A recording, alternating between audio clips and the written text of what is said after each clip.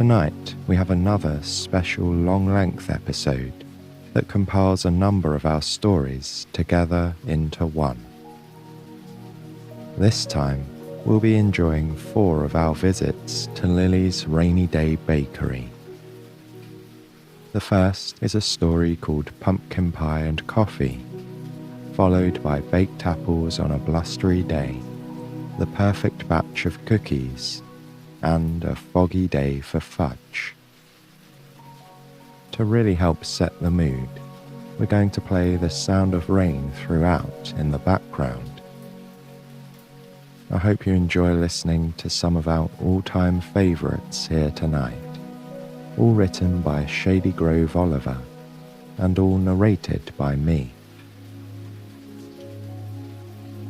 So now, let's take a moment to get settled more deeply into bed and into relaxation. The setting for our story tonight may feel familiar, cozy and comforting to many of you by now. A place you know you can rely on for all those soothing attributes.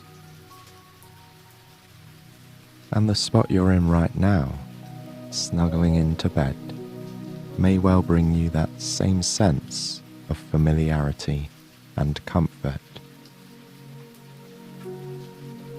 Enjoy the feeling of your head sinking into the pillow, giving your neck muscles the opportunity to completely relax.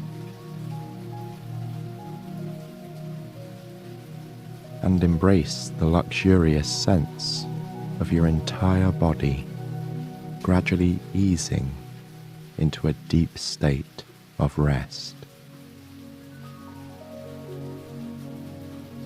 Even if you feel some tension or achiness in some areas of your body, just know that gradually, as you continue to relax, they will all melt away bit by bit,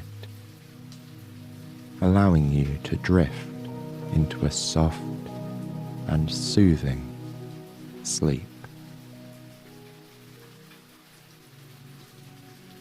For now, just enjoy the coziness of your bed and the coziness of tonight's story too.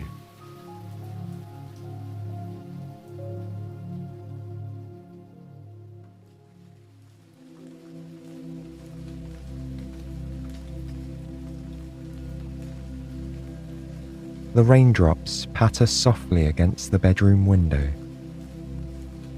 The rhythm of this early morning shower is the first thing Lily hears as her mind drifts from dreams to wakefulness. She listens to every drop as it bursts gently on the glass. One by one, she counts them until there are too many to follow. So instead, she lets her mind wander as they all flow together, like grains of rice poured into a jar. This is the music of the season, she thinks, the rap of the rain and the timid rustle of leaves on branches. She smiles, picturing the beauty of the autumn colours and the gradual wrapping up of the year. Lily yawns and stretches her arms out over her head. Darkness still lingers outside, but it's time for her to get up. Soon, she'll put on her hat and coat and walk down to her bakery to prepare for the first customers of the day. Although she starts her morning before all of her neighbours, Lily doesn't mind. She loves what she does and always looks forward to putting the very first treats in the oven and brewing the first cup of coffee. The smiles on the faces of the people she knows make the early hours worth it. Plus, It means she's always ready for a good night's rest when the time comes. She sits up in bed and pulls the sheets away from her legs. Then she swings her feet over the edge. Her toes find the cozy warmth of plush slippers waiting on the floor. She shuffles into them and stands, yawning once more. Lily softly tiptoes into the kitchen. It just feels right to be quieter at this hour, when night fades slowly into day. Outside the window, she can see the first hint of morning light reflected in grey behind the house across the street. There, her neighbour is still fast asleep. He usually rises once the morning is well underway. After a cup of coffee, he moves to his garden, where he trims the grass and checks in on each and every one of his flowers and bushes. He keeps the nicest plants that Lily has ever seen. She sighs with gratitude, thinking of all the kind and friendly people who live on her street. Lily walks over to the kitchen counter and brews herself a cup of strong black tea. It's her favourite morning drink. She adds a splash of milk and watches the creamy liquid circle through the cup, slowly mixing with the darker counterpart.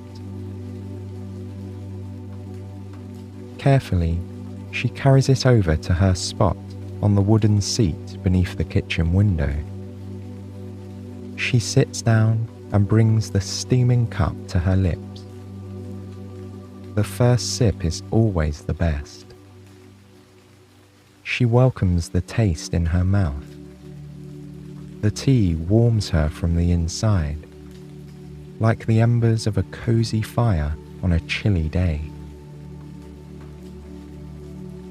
Looking at the sky through the glass, Lily sees the clouds have formed a heavy blanket that hangs over town. It's unlikely there will be a break in the rain today, she thinks. But that's nothing to worry about. It always rains like this in autumn, and she enjoys the special feelings that come along with this time of year. If there were no rain, she wouldn't need to pull on her warm and fuzzy sweaters, or slip her feet into her favourite rubber boots. She wouldn't get to wear her cosy scarves, or use her cheerful coloured umbrella. Really, the rain is easy to enjoy, so long as you have warm clothes and a cup of tea. She takes the last sip and washes the cup in the sink, leaving it to dry on a little bamboo rack. Then she walks to her bedroom and dresses for the day. With a final glance at her comfortable bed, she heads to the front door. There will be plenty of time to rest later on. In the hallway, she pulls on her felt hat and woolen scarf and picks up her bright yellow umbrella. The door closes with a click behind her, and she steps out onto the walkway. She slides the umbrella open. It abruptly pops to life in a burst of colour above her head. Sitting in the window of the house on her right is the little white cat she's come to know well. Its owner is a lovely woman who usually wears her hair in a bun. The cat stares at Lily as she passes, but its expression gives nothing away. She smiles at it and waves. Aside from her fluffy friend, no one else in the neighbourhood has begun to stir. As she walks, Lily passes quaint homes with dark windows, still tucked in for the night. A few porch lights flicker above brick front steps, and the street lamps around her give off a soft yellow glow, which pools with the rainwater on the pavement. She listens to the sound of the rain trickling down the fabric of the umbrella. Beneath its sunny yellow canopy, she is safe and dry. It reminds her of when she used to build pillow and blanket forts as a child. Hidden away under the folds of cotton and fleece, she felt as though the whole world was distilled down into a quiet and protected space that was all her own. Lily smiles at the memory and uses her free hand to pull the woolen scarf more closely around her. She skips over a puddle on her left and weaves around another on her right as she begins her descent of the hill leading to the bakery's parking area. In the distance, the brightly painted door of the shop stands out against the gloom. Swirls of green, blue, yellow, purple, and orange paint dance across the wooden exterior, welcoming all who enter. She vividly remembers painting the door one summer evening all those years ago. Brush in hand, she let her creativity lead the way, combining the rainbow of colours into spiralling patterns all across the wooden surface. When she finished, she brushed the hair out of her eyes and looked down. Her overalls and hands were splattered with flecks of dried paint. She laughed, caught up in the joy of bringing beauty to the ordinary, if only in a small way. Now, Lily pulls out her set of brass keys and fits one into the lock on the door. It creaks open, revealing the dark interior of the still sleeping shop. She shakes off her umbrella and flicks a switch with her fingertip. The lights snap on, and she sighs with contentment. It's good to be back in the bakery. The smell of flour, sugar, and espresso beans greet her as she walks through the quiet shop. These aromas waft toward her from the kitchen, a reminder of yesterday's baking. There's also a hint of toasted pecans from the pie she made just before closing up. In her mind, she runs through all the things she plans to make today as she gets the bakery ready to open. She turns on the oven to let it warm up. First, she'll do cinnamon rolls, like always, she thinks to herself. But this time, she can add some toasted pecans for a little extra crunch. She brings over all the metal components of the espresso machine that she left drying on the rack the night before. She'll also be making pumpkin pie today, she remembers. Every year around this time, her customers start to ask when the pumpkin pies will be done.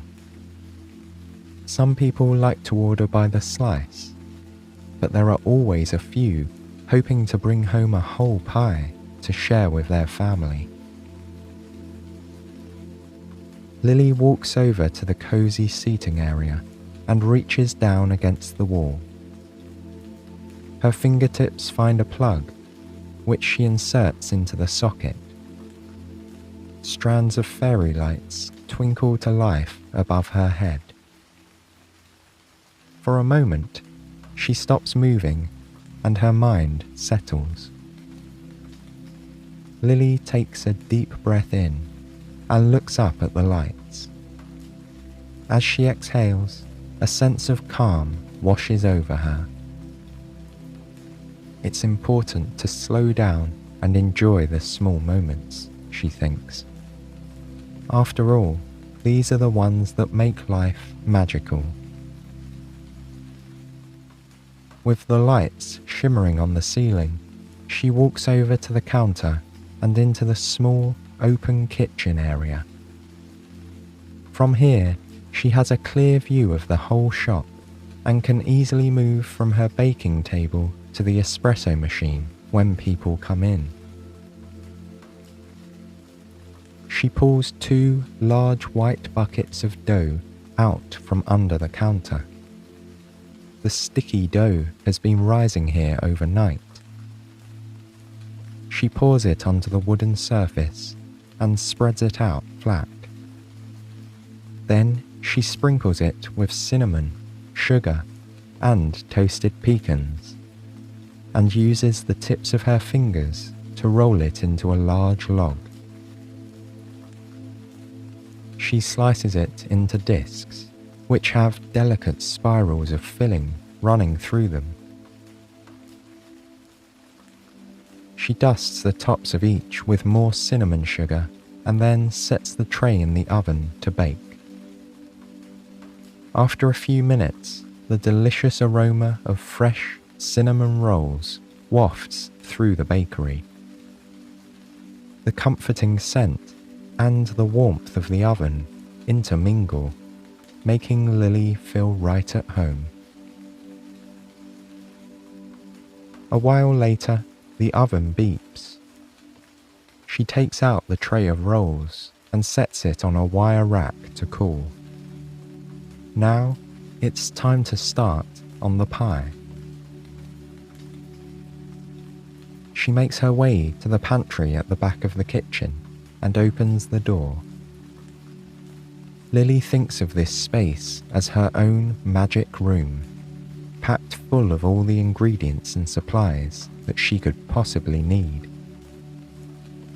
Tubs of flour and baking powder are stacked beneath large canisters of spices and bottles of flavor extract. A jar of vanilla pods sits on the topmost shelf. There is star anise, fresh cloves and poppy seeds, onion powder, roasted garlic and chili flakes. And there, on the bottom shelf, tucked near the back, are fresh sugar pumpkins from a farm up the road. She chooses a hefty, medium-sized pumpkin and tucks it under her arm. In a large metal mixing bowl, she piles jars of spices and a few wooden spoons. She balances it all with the flair of someone who is used to carrying more than they should. Lily sets her armful of ingredients down on the counter. First, she has to roast the pumpkin. She carefully slices the gourd in half and scoops out the stringy interior and seeds. Then, she sets both sides face down on a baking tray and puts them in the oven to cook and soften. While the oven works its magic on the pumpkin, Lily gets to work on the crust. There are many different types of crusts she could make, but her favourite is graham cracker. She got the recipe from her Aunt Lucy, who always baked mini pies for all the children during the holidays. Lily pulls a plastic sleeve of graham crackers from their blue cardboard box and sets it on the counter. She lays a tea towel over the package and gets out her large, heavy rolling pin. Gently, she rolls it back and forth over the towel, crushing the crackers below. She works the pin from side to side, feeling the smooth wooden handles move beneath her palms. The crackers crunch and snap under the weight. Once they are the texture of rough sand, she pulls open the corners of the bag and pours the contents into a mixing bowl. A little puff of graham cracker dust tickles her nose. Lily walks to the large silver refrigerator and finds a stick of butter. She unwraps the waxy packaging and plops the stick into a mixing cup. It goes in the microwave for just a few seconds until the butter is melted. She pours the butter into the bowl with the crumbs and adds a good amount of sugar and cinnamon.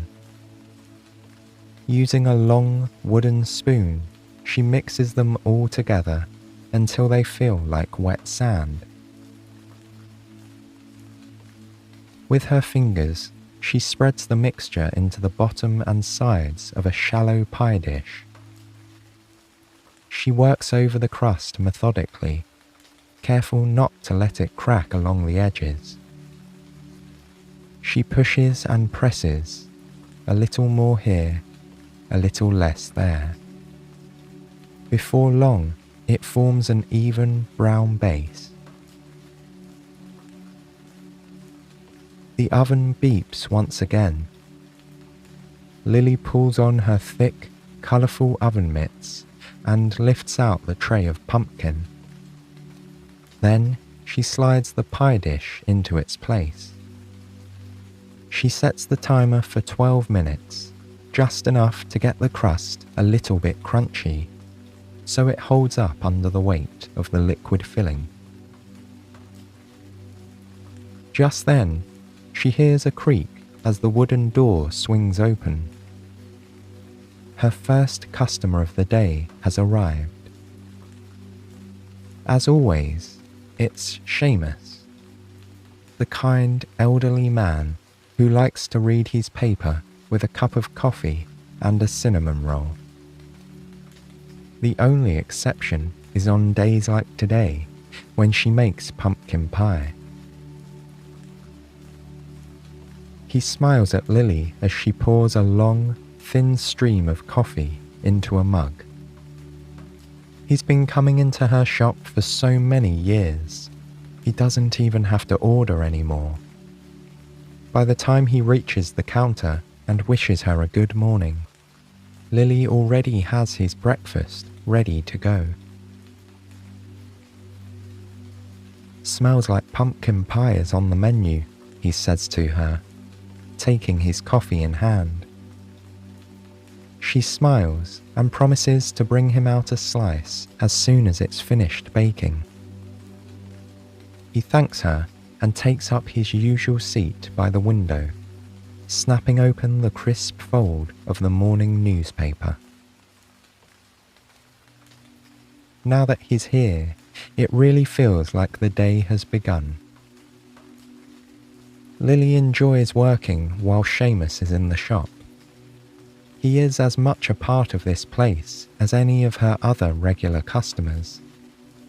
Together, they are a community, a family almost, and they call the Rainy Day Bakery home. She looks at the timer and sees the crust is ready to come out. She pulls on her mitts and removes the dish from the oven. It smells warm, sweet, and toasty. Just heavenly, as Seamus would say. Now, Lily turns her attention to the pumpkin filling. With a spoon, she scoops out the orange flesh of the pumpkin from the skin and drops it into a large bowl. She mashes it around with a wooden spoon until it has an even and smooth consistency.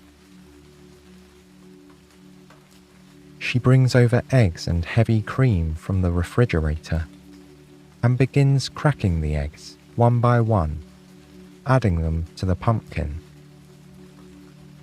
Then she pours in the cream, watching its milky whiteness trickle through valleys of orange puree, like little pearly rivers. Lily measures heaping spoonfuls of cinnamon, ground ginger, nutmeg, cloves, and cardamom. Together, the spices call to mind everything familiar and comforting about this time of year. This is the aroma of the holidays, of family and togetherness. As she mixes, the air seems to hold her in a warm embrace of memory and scent. She grates the tiniest bit of lemon zest into the filling to brighten the flavour and give it a little zing.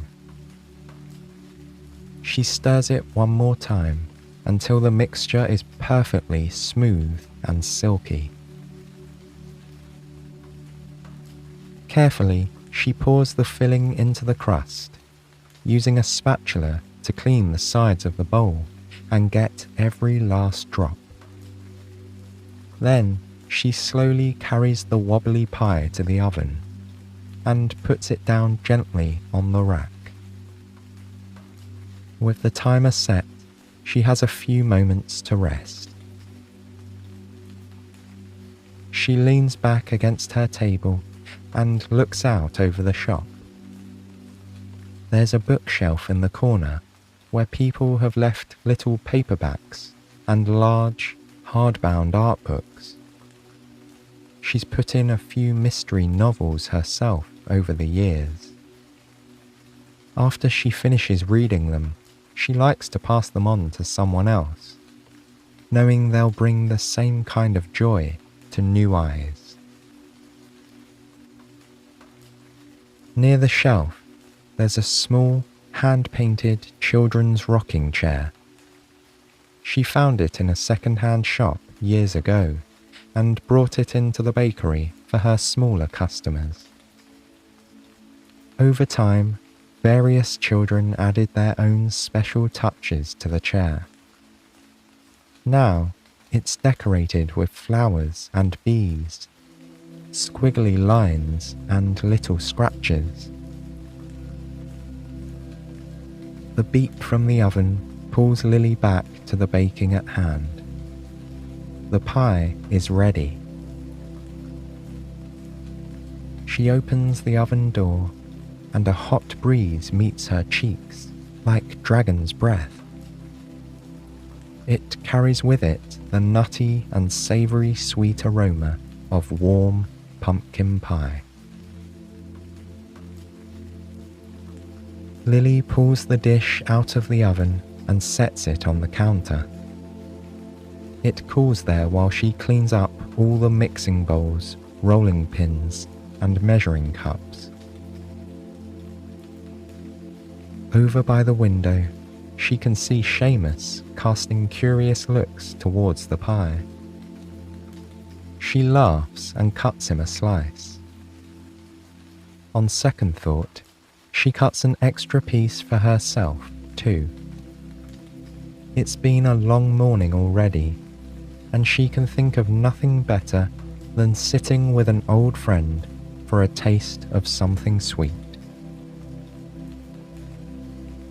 She puts each slice on a small white dish and plops a dollop of fresh whipped cream on top. Then she carries them over to the table by the window and sits down across from Seamus. "Smells delicious, just like every year," he says, sinking his fork into the filling. Lily brings the first bite to her lips and savours the tanginess of the pumpkin against her tongue. The flavour is deep and aromatic. It fills her senses with warm, sweet spice. Perfect, she thinks, just perfect.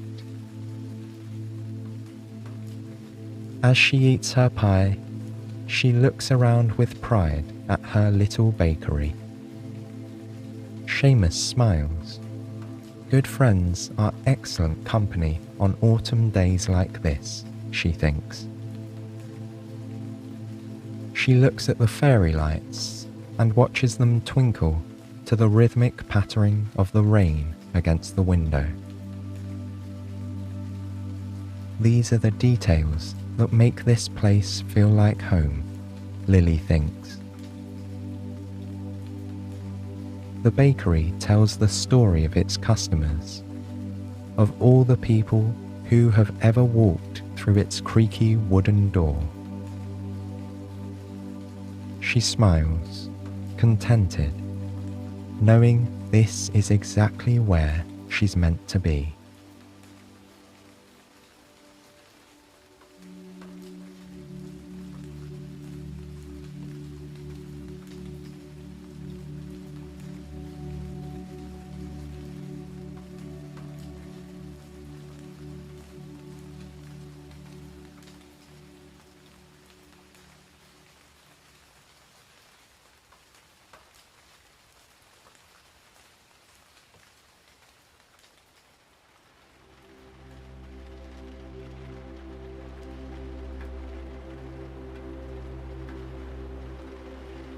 Heavy raindrops tap the window panes near Lily's bed. Every so often, a gust of wind tosses the rain towards the glass with slightly more force.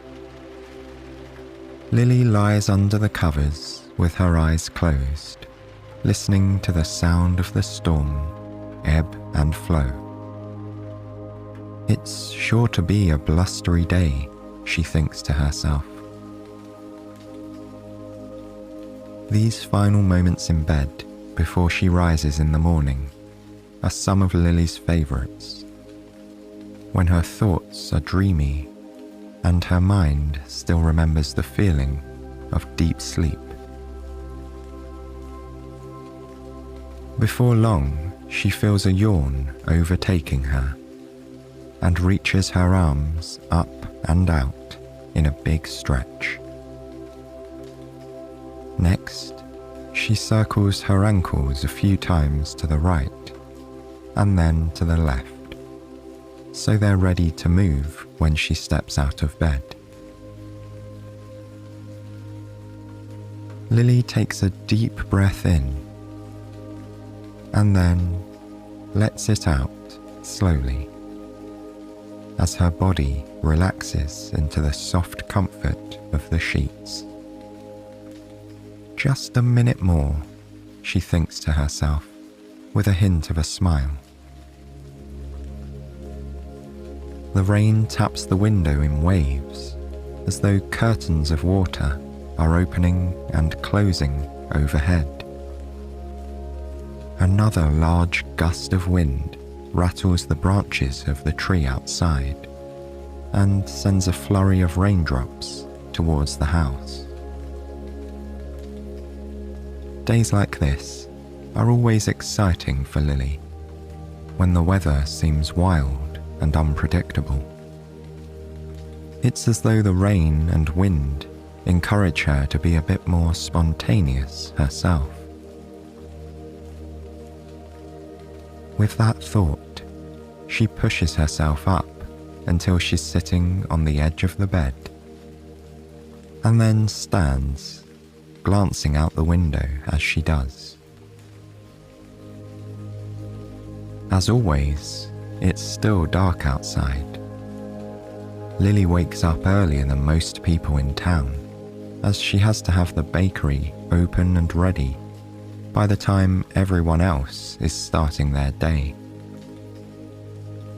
She knows the rest of the neighbourhood is sleeping soundly. Even the house cats are probably dozing in fluffy beds or on pillows by windowsills, waiting for dawn.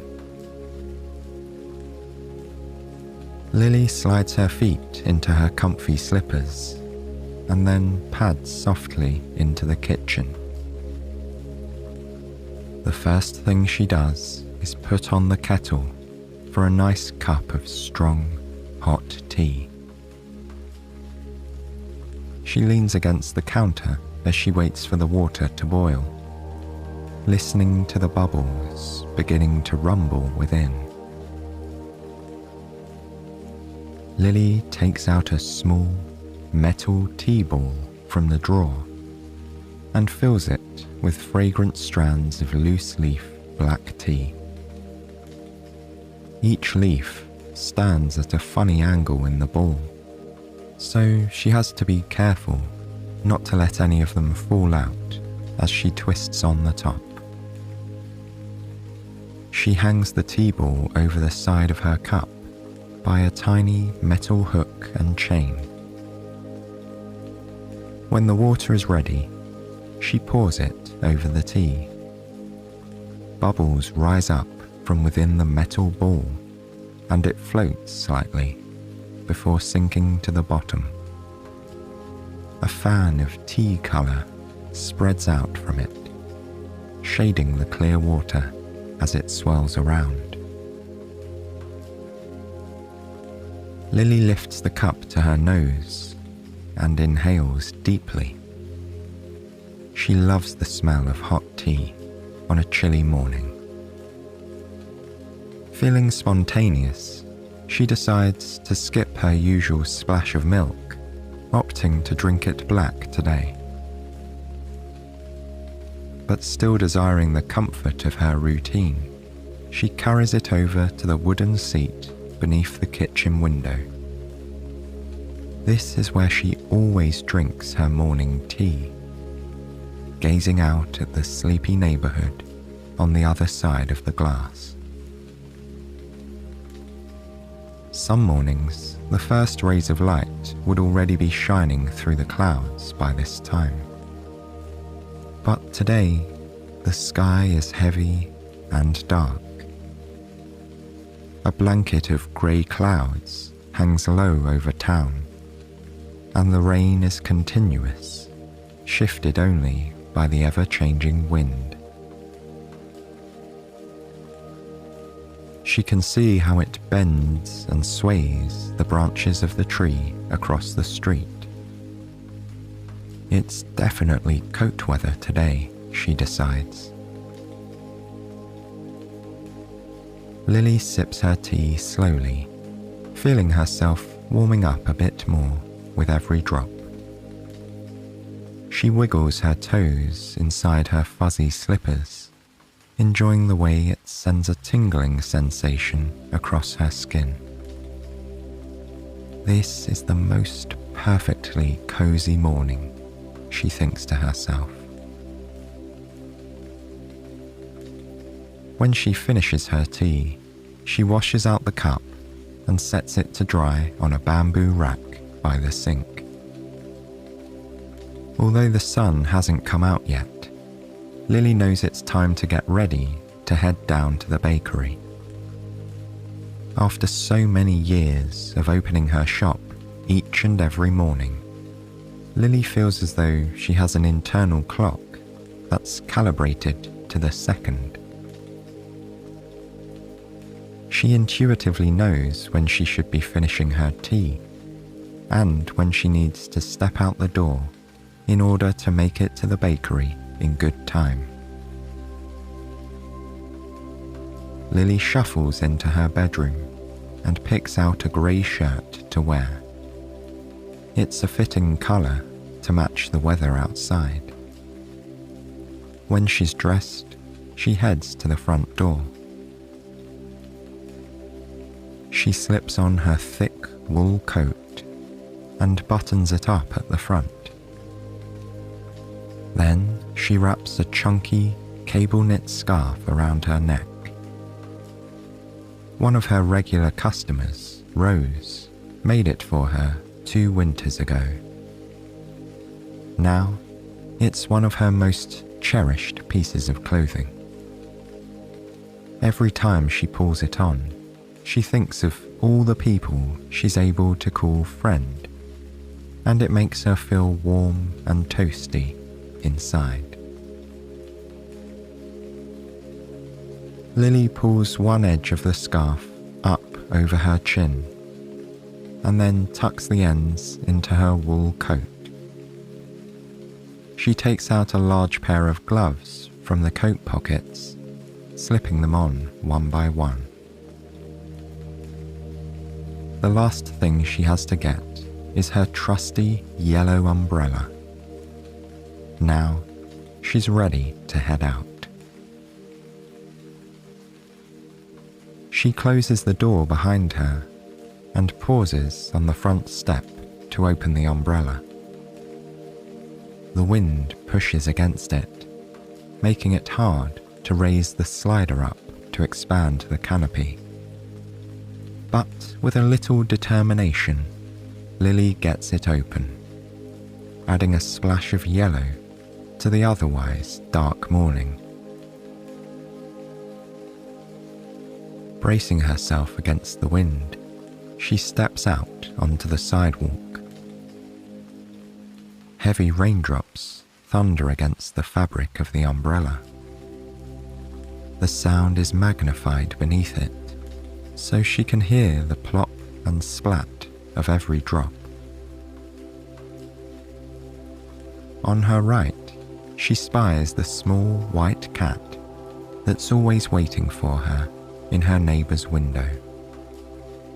But this morning, the cat is still asleep in the warmth of the house, with its pink nose tucked under its fluffy tail. Usually, the cat is awake and washing its paws, or following her path with watchful eyes. But today is a lazy day for the white cat. Lily watches as it naps contentedly behind the glass. For a moment, she wishes that she too could be at home, tucked up in bed. But then she thinks of her regular customers, and it brings a smile to her face. They are the reason she gets up each and every day, rain or shine, and opens the door to the rainy day bakery. She continues walking down the wet pavement towards town. Every few steps, she has to move to one side or the other to avoid a large puddle. The sidewalk glistens in the glow of the streetlights, and still the sun is nowhere to be found. This will probably be one of those days where it stays dark until noon, she thinks. Up ahead, she catches a glimpse of the brightly painted bakery door. Even in the dim light, the brilliant colours stand out, welcoming in all who pass by. It's a haven for people on a day like this. They can come inside, drink a cup of something hot, and have a slice of pie or a cinnamon roll, and read a good book. Some customers prefer to chat to one another, enjoying the company of new friends and old in a familiar place.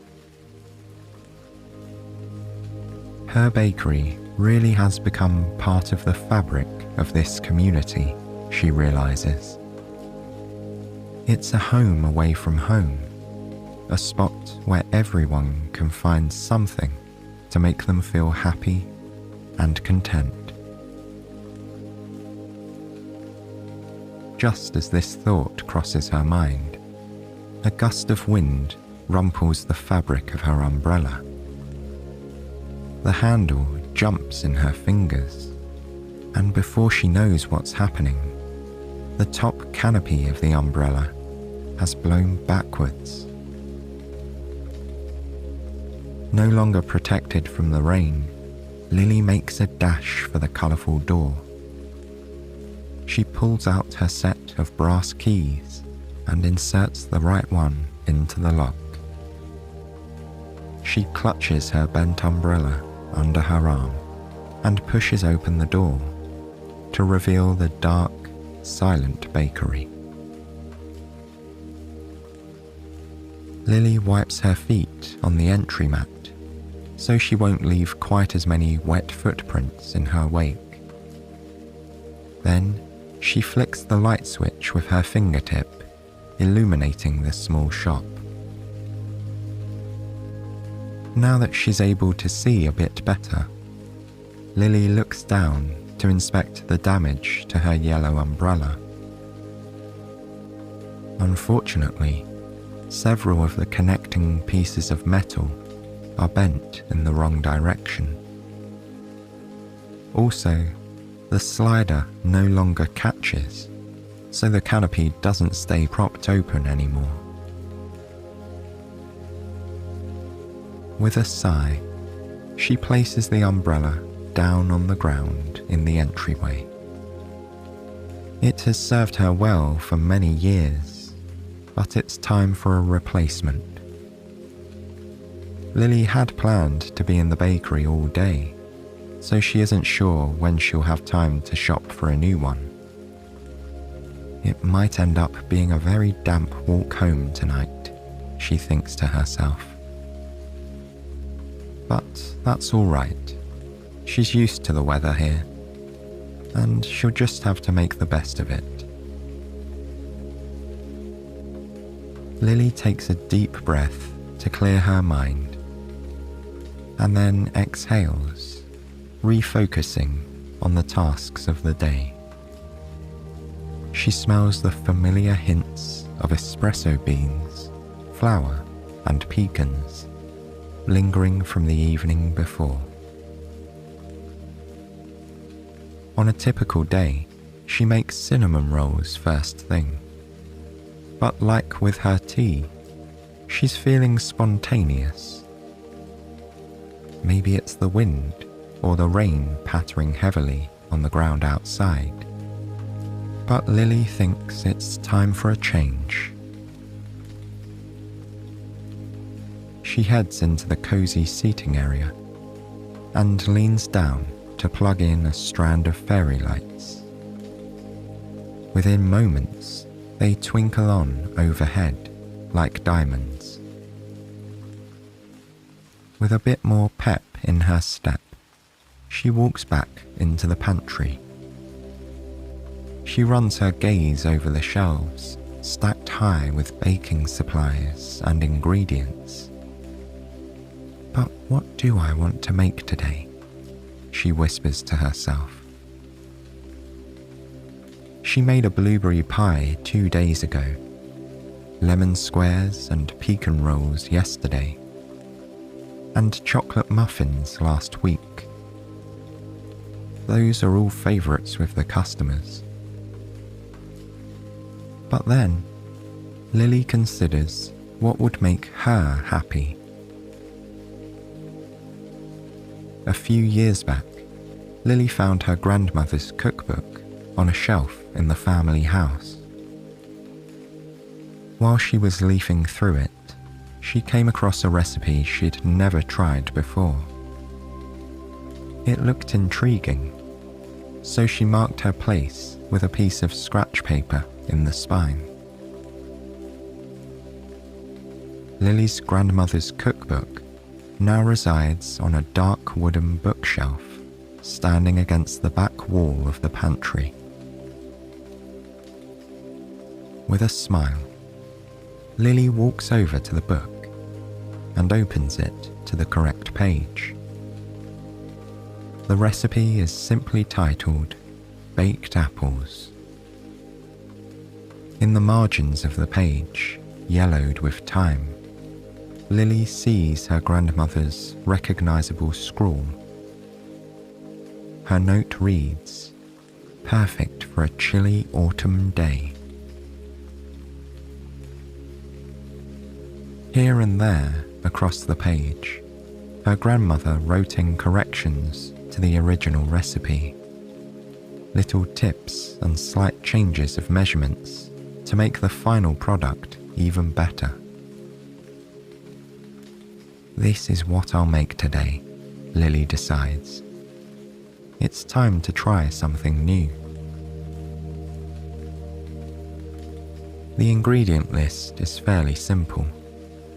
She needs butter, brown sugar, cinnamon, nutmeg, rolled oats, chopped pecans, and several large apples.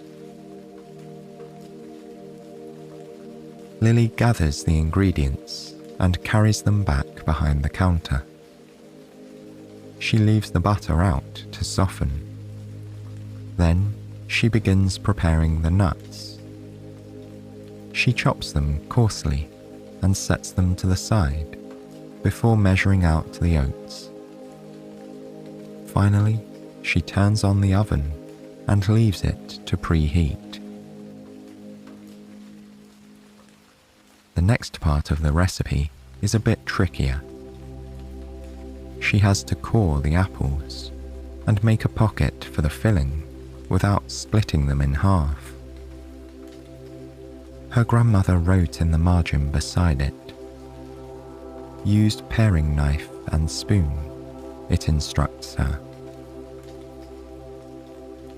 Lily picks up her paring knife and inserts the tip near the stem of the first apple. She slides it in and cuts in a careful circle around the core.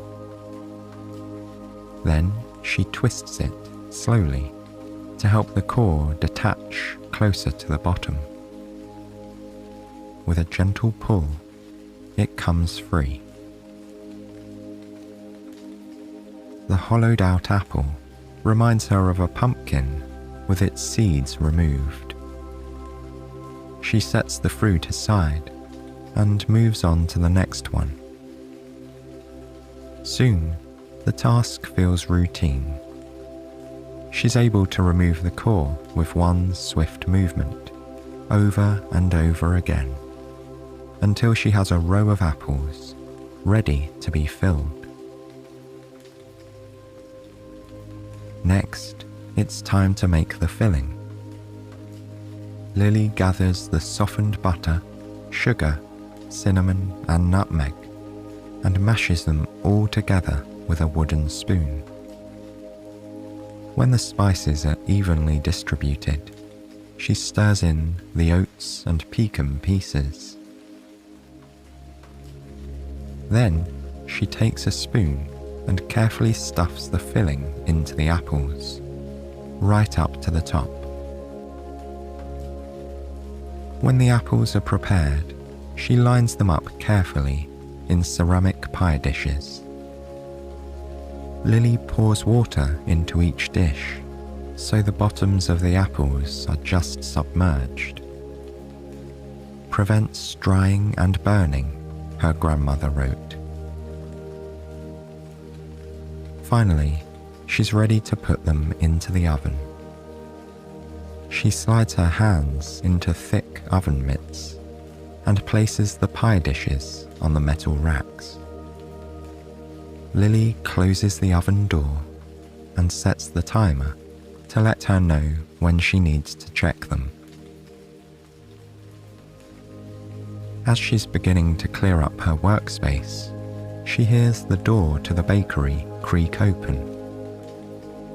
It's Rose, one of her favourite customers, and someone she now considers a friend after all these years.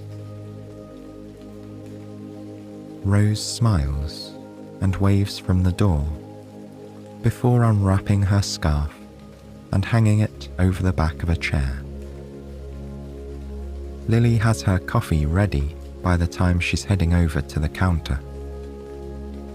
Rose thanks her with a warm smile and then asks how Lily's day has been going so far. Lily tells her all about the baked apples from her grandmother's recipe. She's excited to have her first taste tester if Rose is interested.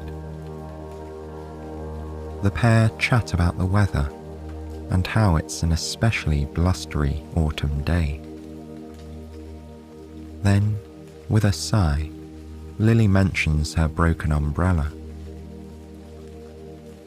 I don't know if I'll have time to replace it before I head home tonight, she says.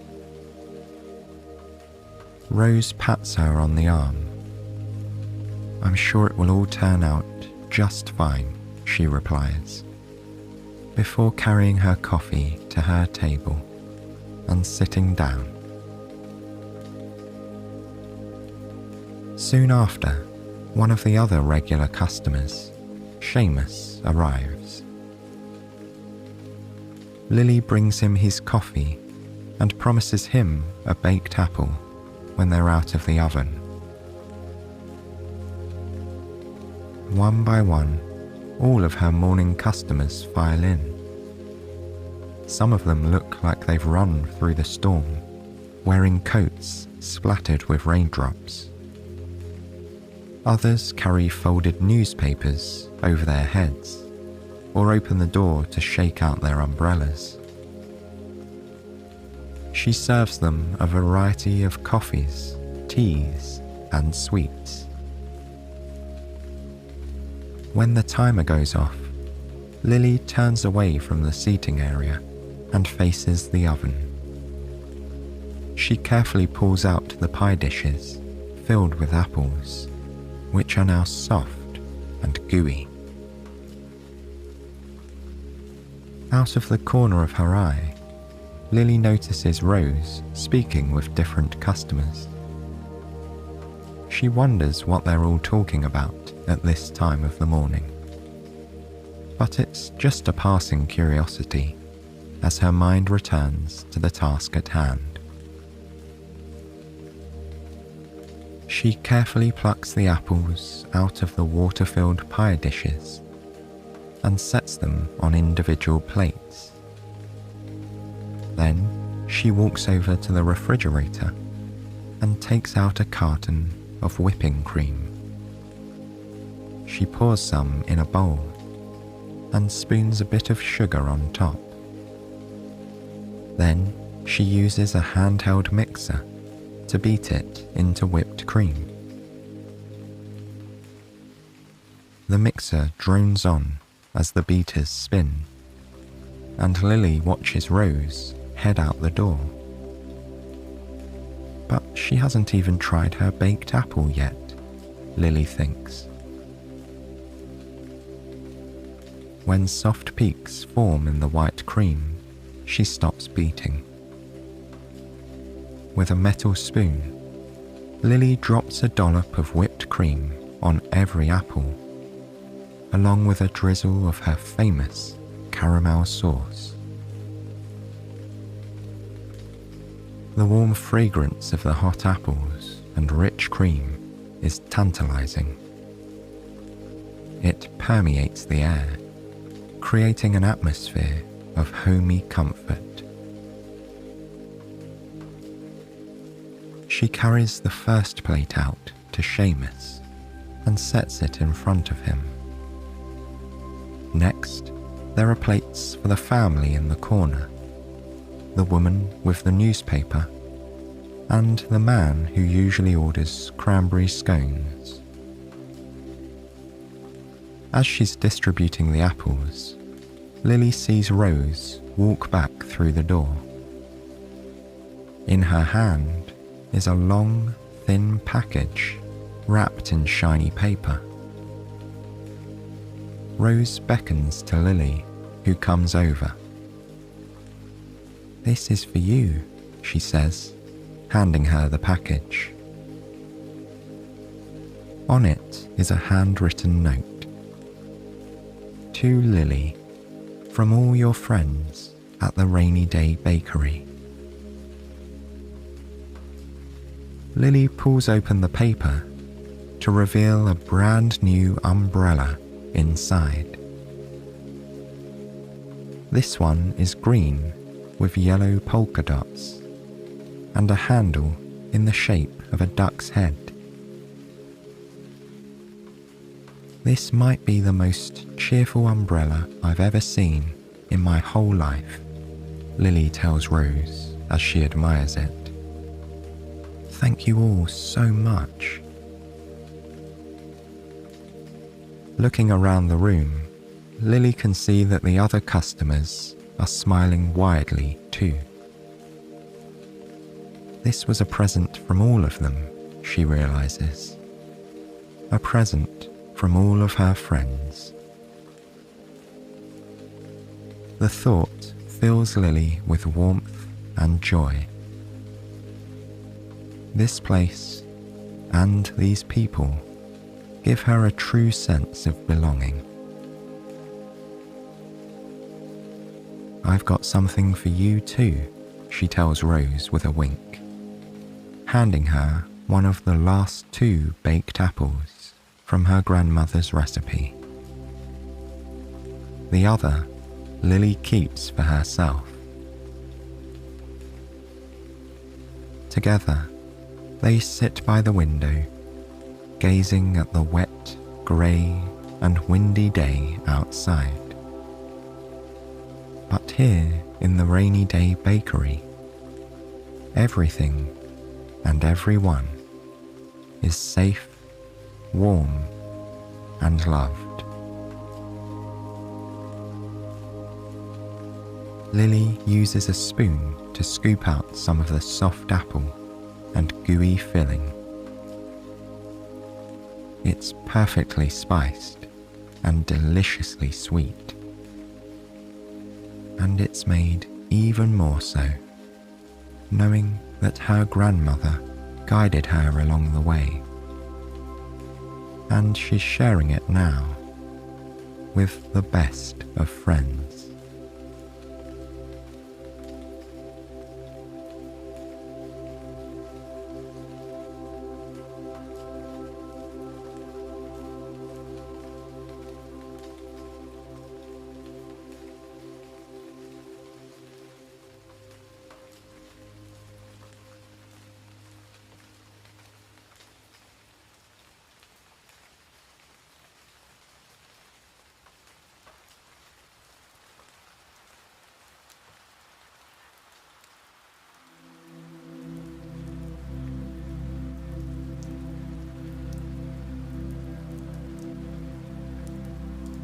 The first thing Lily hears when she opens her eyes is the sound of gentle rain coming down outside her window.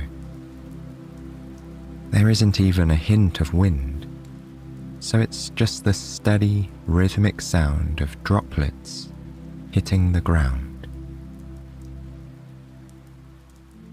She yawns, bringing her arms up over her head and stretching her legs out as far as they'll go.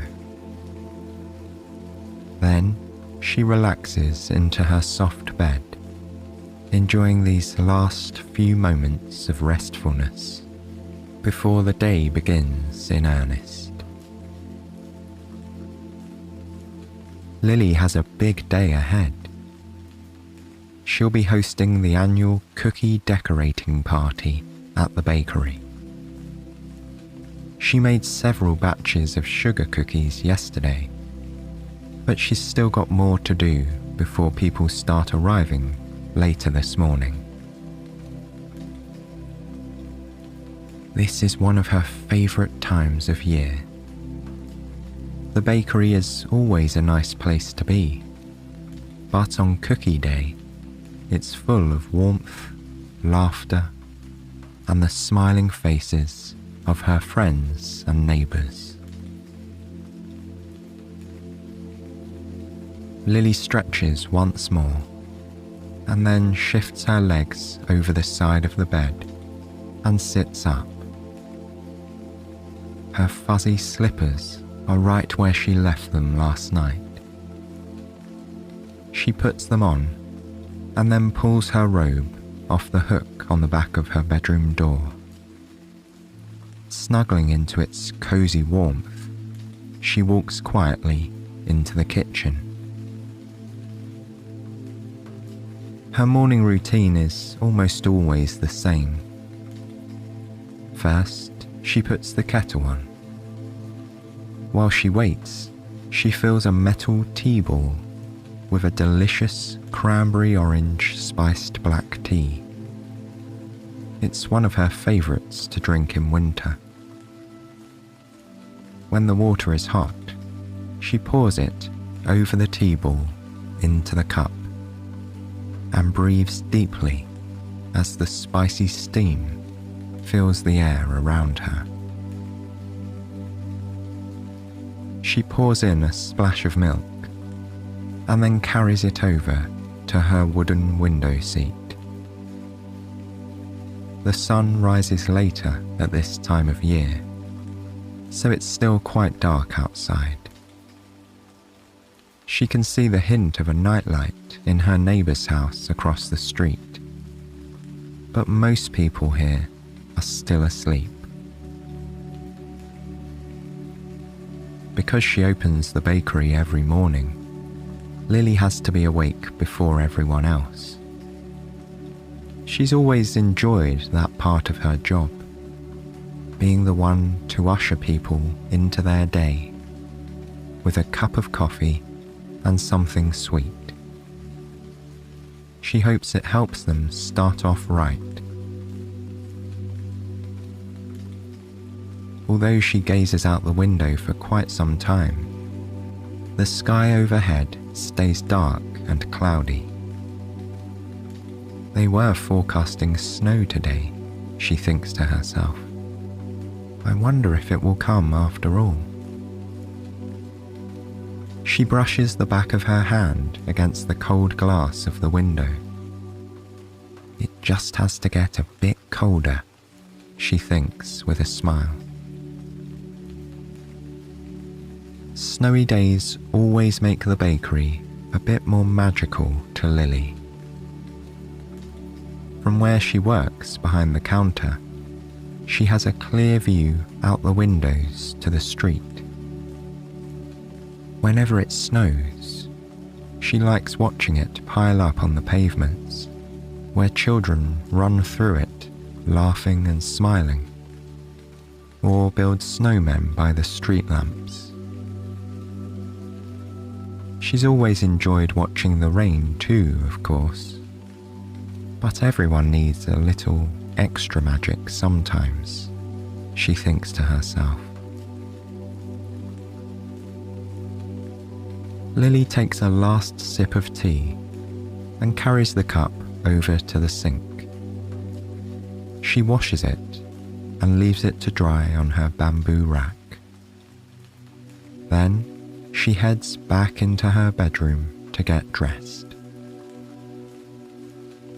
Every year during the cookie party, Lily wears the same charming sweater.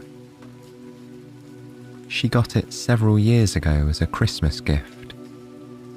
It features a friendly snowman with large trees in the background. The snowman was knit as a pile of squares rather than circles and has a very goofy grin.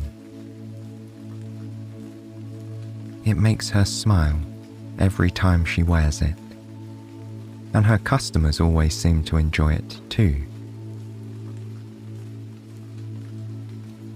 When she's ready, she walks out of her bedroom to the front entryway. Lily pulls on her coat, scarf, hat and gloves. Then she picks up her new umbrella, green with yellow polka dots and a handle shaped like a duck's head, and loops the cord around her wrist. Closing her door with a click, she steps out into the early morning rain. It's let up a bit since she was in bed.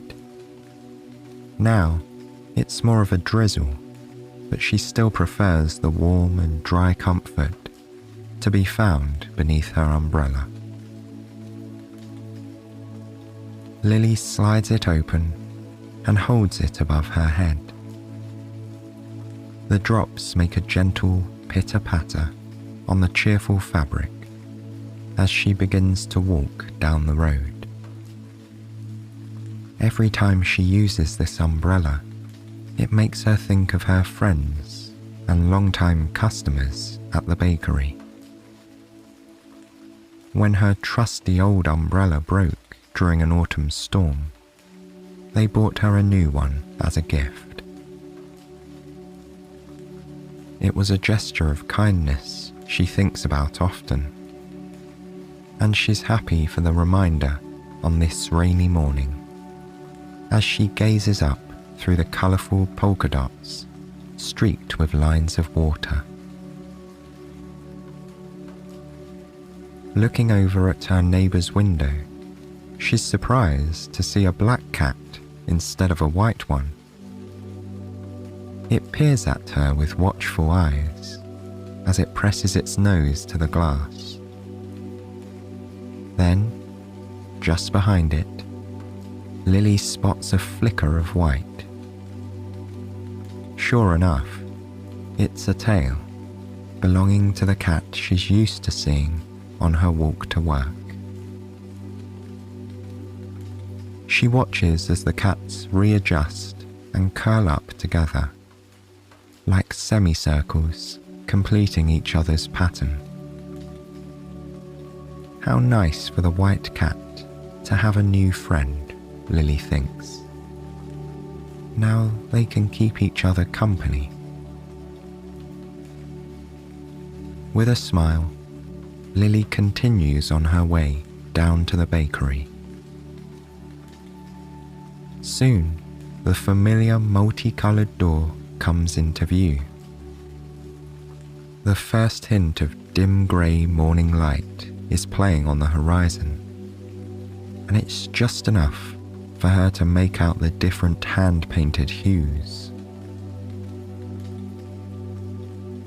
Soon, she's sliding the key into the lock and turning the handle to open the door. Stepping into the warmth of the bakery, she gently shakes out her umbrella and leaves it to dry in the entryway. Lily wipes her feet on the mat and then takes a deep breath in. It's her way of transitioning from outside to inside. She can smell the ever-present aroma of roasted coffee beans, along with a hint of burnt sugar from yesterday's cookies. It makes her think of toasted marshmallows with its sharp sweetness. She steps forward and flicks on the lights, bringing the bakery to life. Then she walks over to the seating area, bends down, and plugs in the strand of fairy lights that twinkle overhead. Now she's ready to start the day. Normally, she begins by making a big batch of sticky cinnamon rolls. But on this day, everything's a bit different. She still has a couple of batches of cookies to make to ensure she has enough of all the right kinds for later. Lily heads over to the pantry and gets out all the dry ingredients she'll need. She's making double batches of both chocolate chip cookies and stained glass sugar cookies.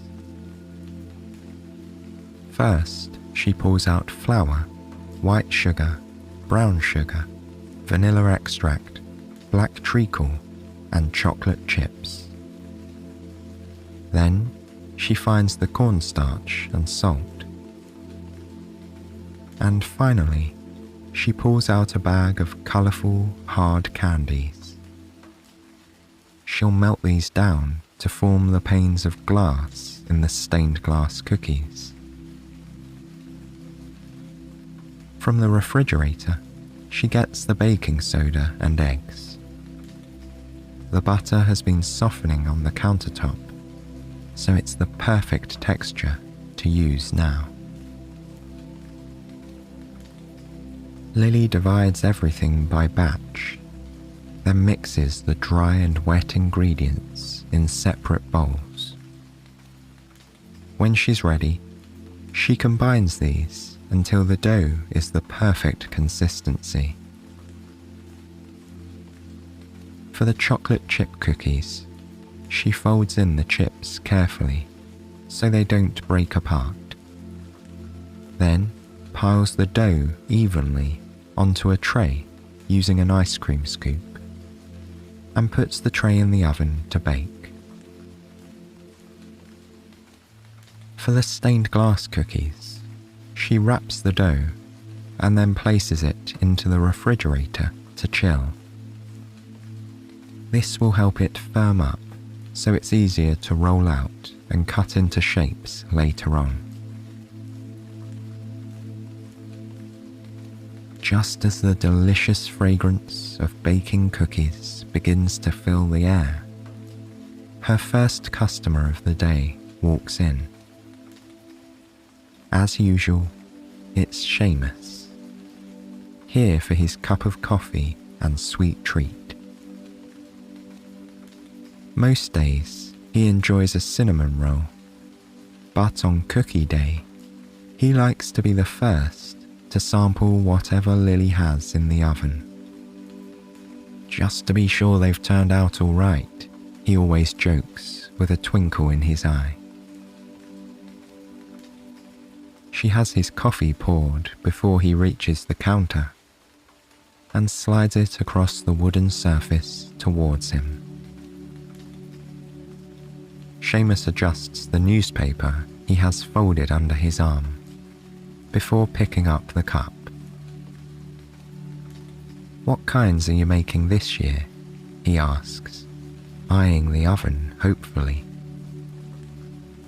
"Chocolate chip, plain sugar, and stained glass," says Lily with a smile.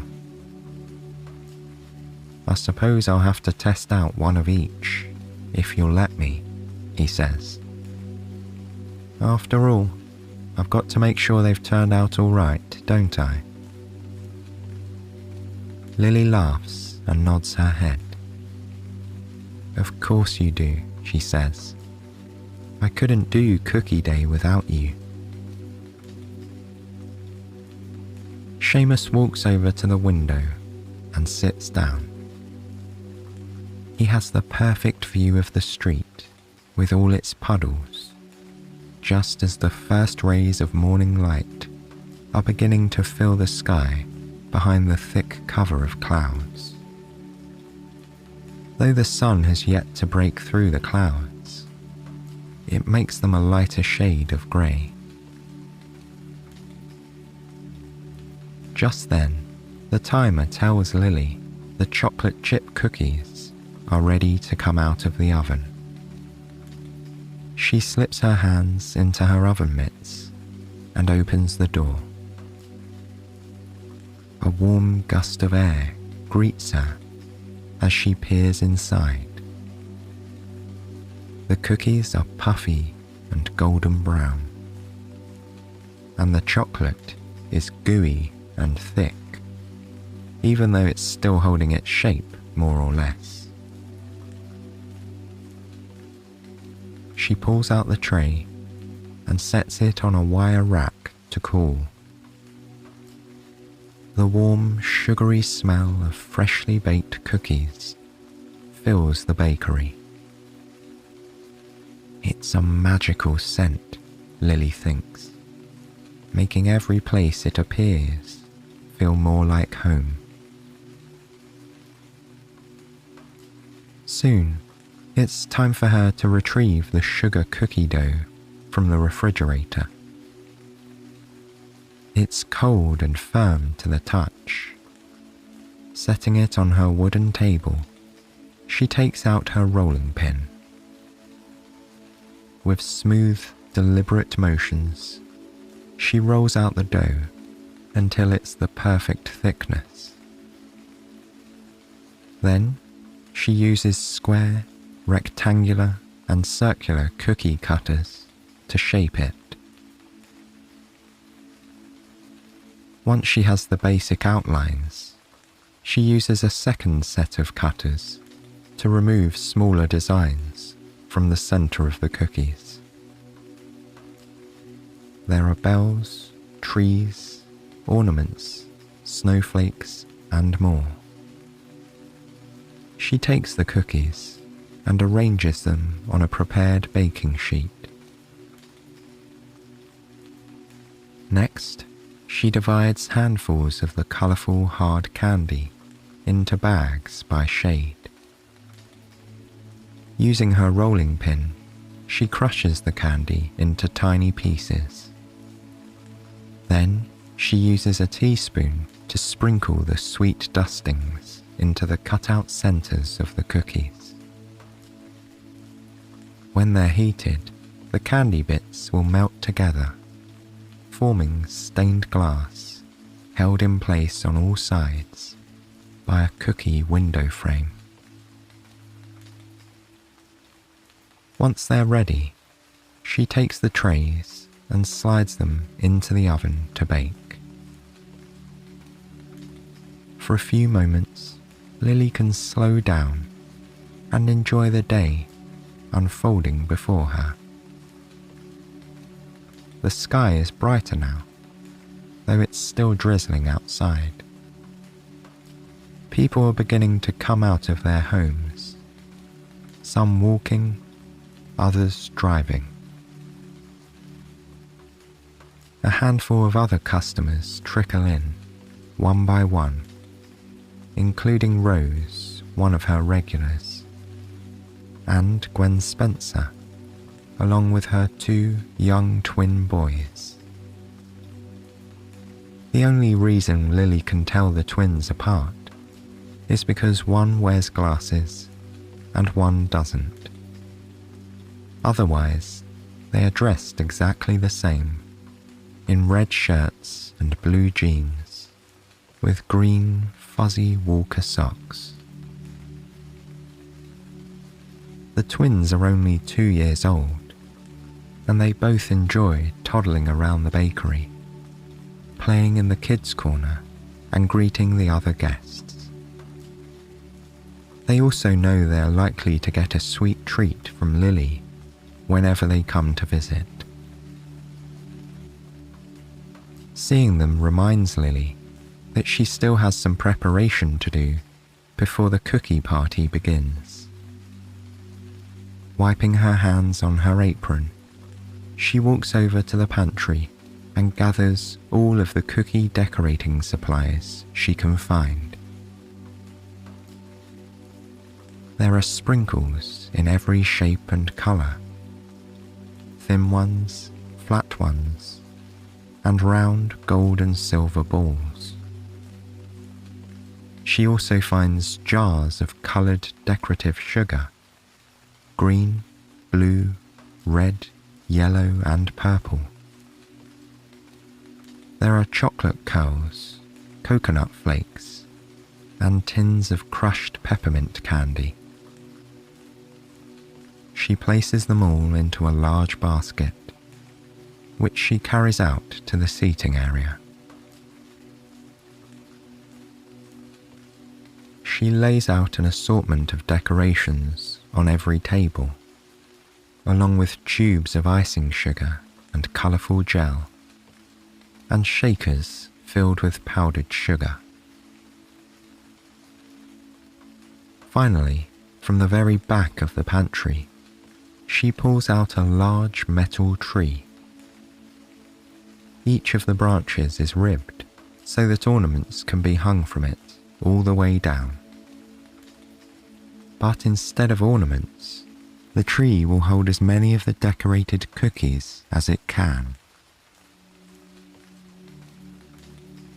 When her timer goes off, Lily returns to the oven and removes the stained glass cookies. She smiles to herself. They look absolutely perfect. Each cookie has a glossy center in bright and vivid red, blue, orange, yellow, or green. As they cool, she gets out the plain sugar cookies she made yesterday. These have already been cut into fun shapes, like snow people, evergreen trees, snowflakes, and stars. One by one, She arranges all of the different types of cookies onto large silver platters. Every table will have its own, so people can choose to decorate whatever they'd like. But before she carries out the larger trays, she has a special delivery to make. She places one of each kind of cookie onto a small plate, which she sets down right in front of Seamus.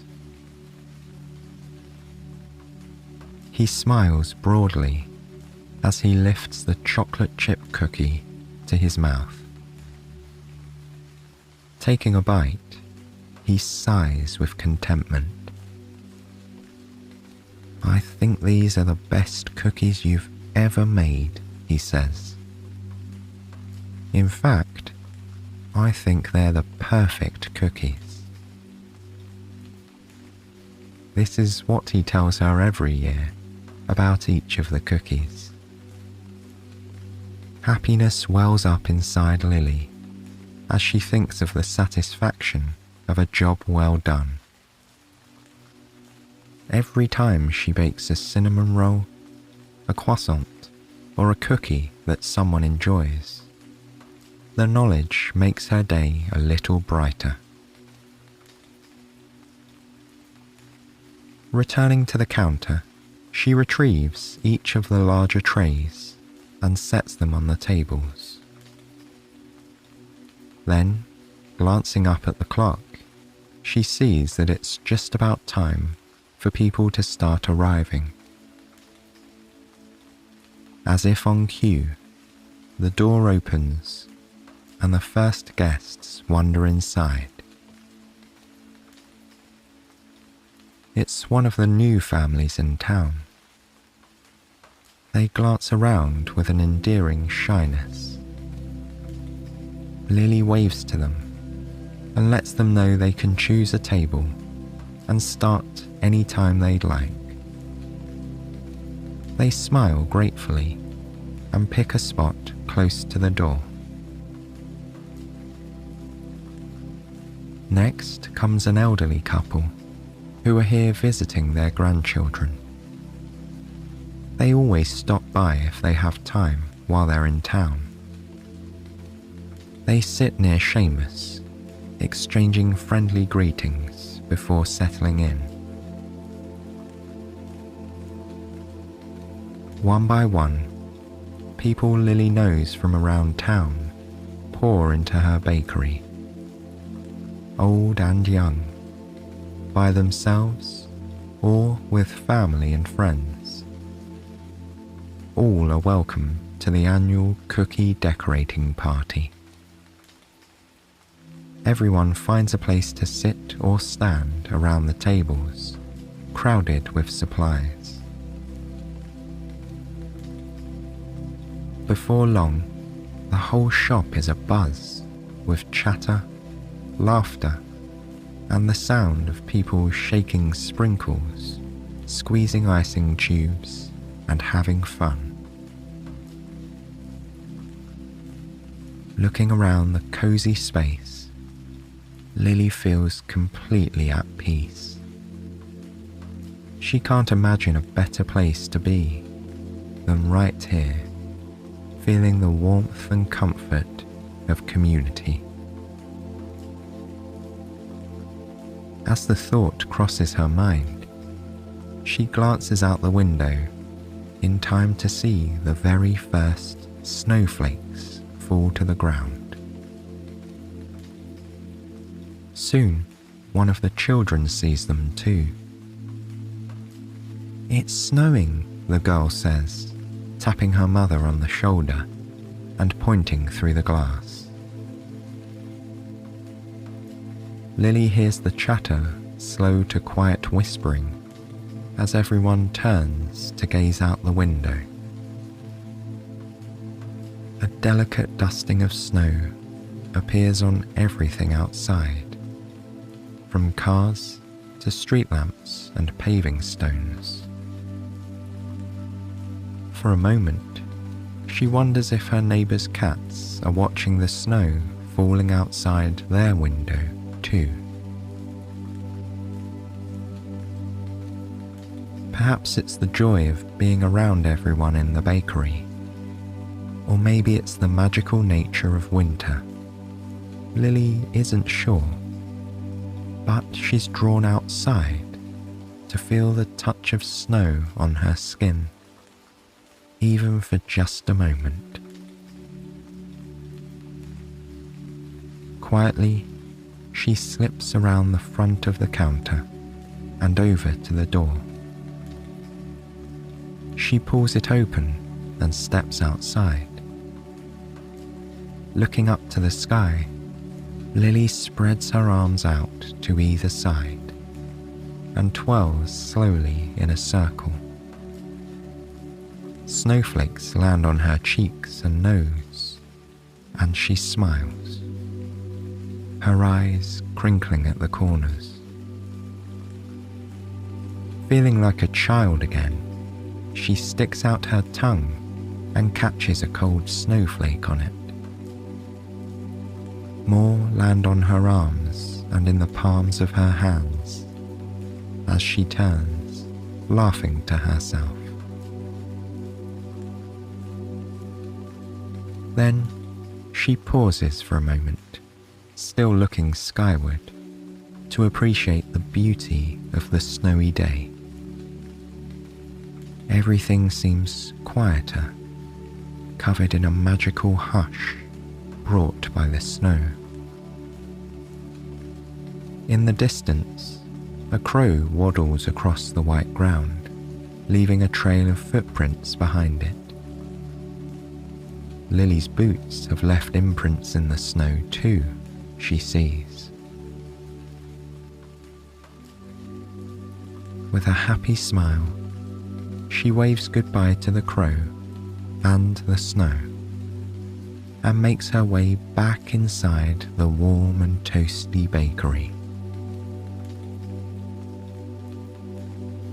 All around her, people are enjoying themselves as they decorate cookies. She sees palm-sized snow people with scarves and hats, green frosted trees with colourful ornaments, white and blue snowflakes with delicately iced edges, and white candles with curving yellow flames. There are stained glass cookies dusted with powdered sugar and attached to pieces of ribbon and string, and chocolate chip cookies with the occasional bite missing. The first few people have begun to hang some of their cookie ornaments on the metal tree in the corner. While most of the people take their cookies home, many leave one behind on the tree, where it will stay until the new year. Lily picks up one of the stained glass cookies and lifts it to her lips. She takes a bite, feeling the deliciously buttery crumbs melt in her mouth. At its centre, the pane of candy glass is sweet on her tongue. There's nothing better than a freshly baked cookie, Lily thinks to herself. For the rest of the day, she'll help her friends decorate their cookies in countless fun and unique ways. She'll eat a couple more, and maybe even have an afternoon coffee as a treat. But for now, she's content to stand here, taking in the festive atmosphere as the magical snow falls outside the window of the bakery.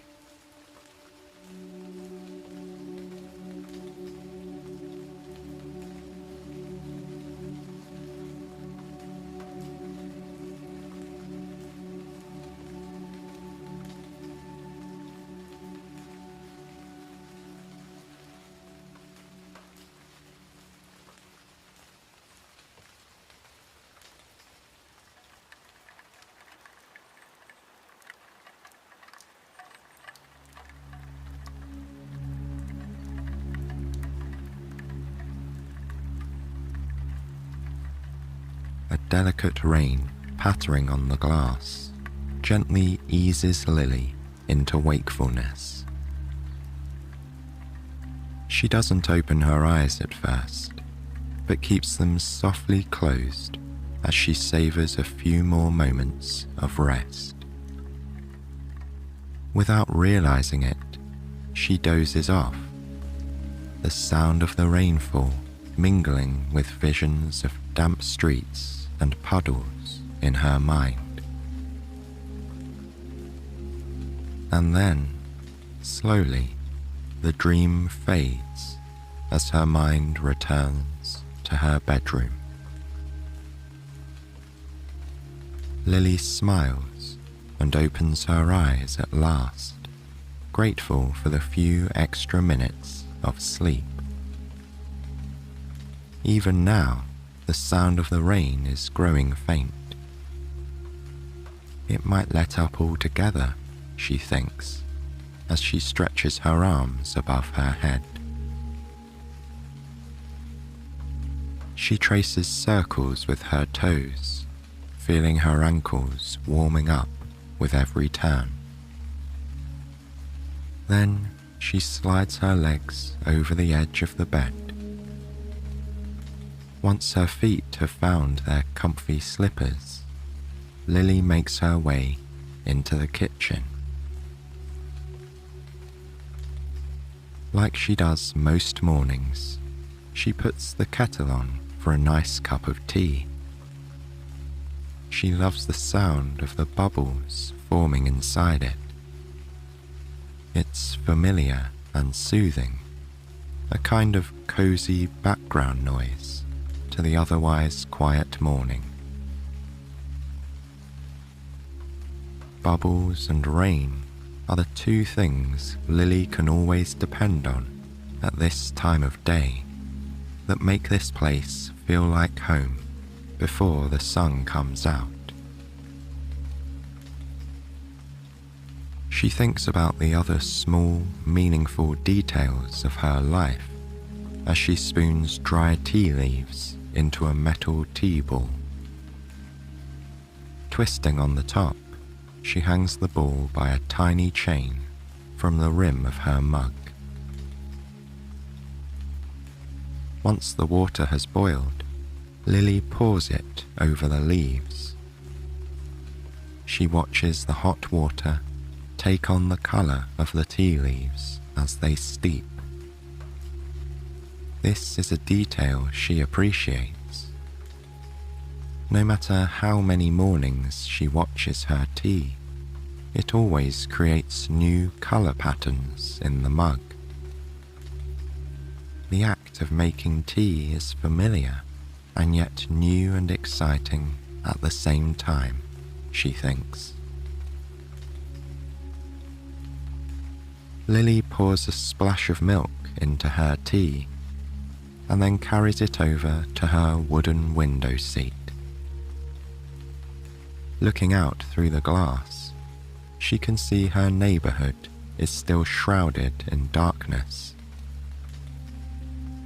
The rain has given way to a light mist, and she can make out the first wisps of fog rolling in behind her neighbour's house.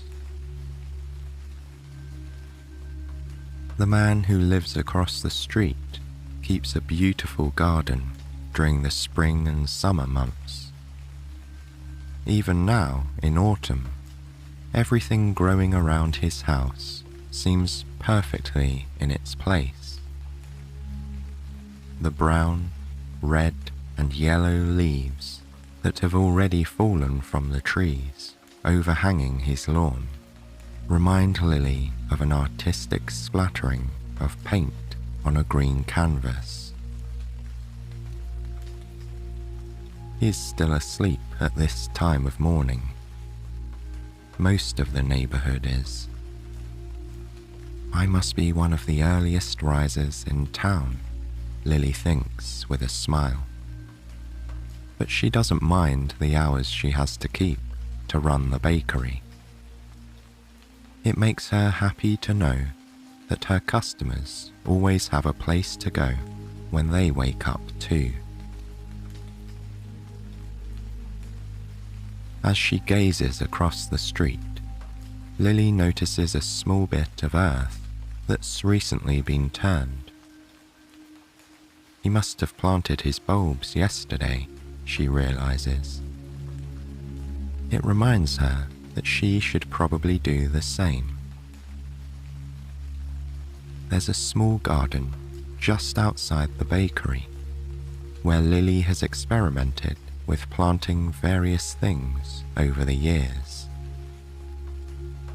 One year she planted herbs, another tomatoes and peppers. Now it's a flower garden, or it will be in springtime. But she needs to get her bulbs in the ground soon. They rely on the cool autumn soil to wake up from their slumber and put down roots for the spring.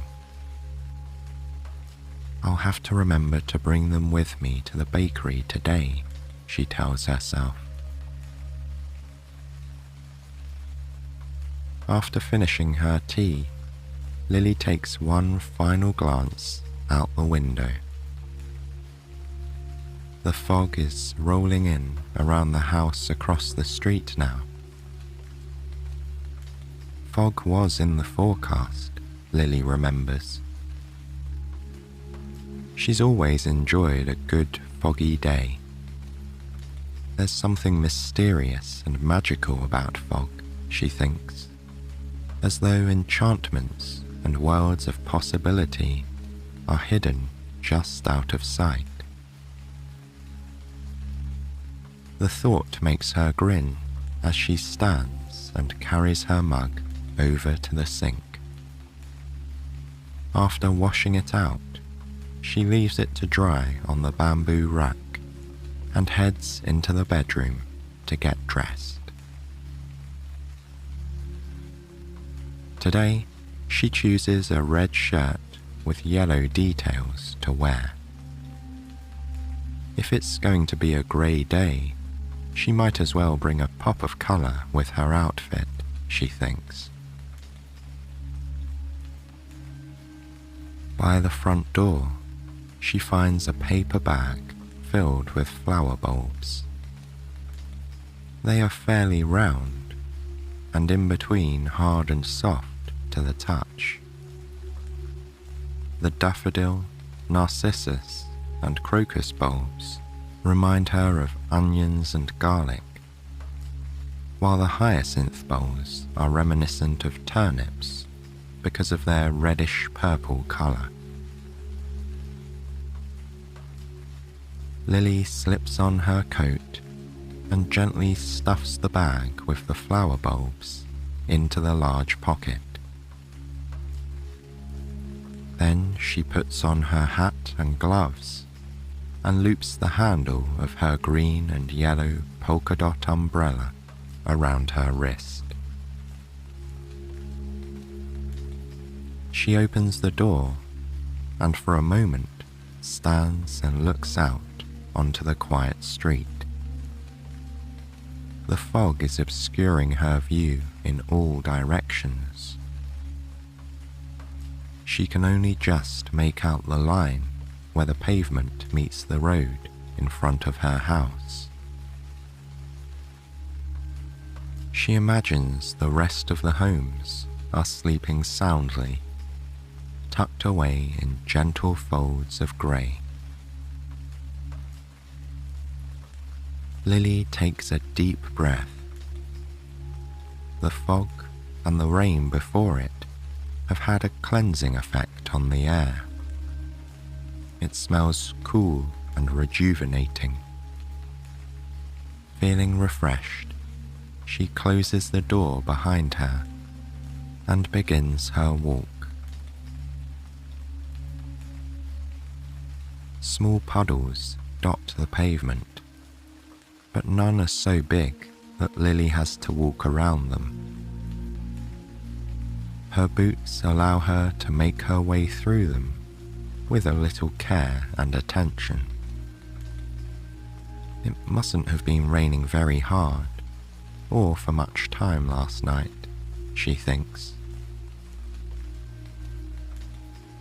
It's nice to walk down to the bakery without her umbrella open too. She takes advantage of this and looks up into the grey sky. The fog encircles the tops of the trees that line the street, weaving in and out of their brown branches and among their colourful leaves. Lily reaches out a hand and swishes it quietly through the air.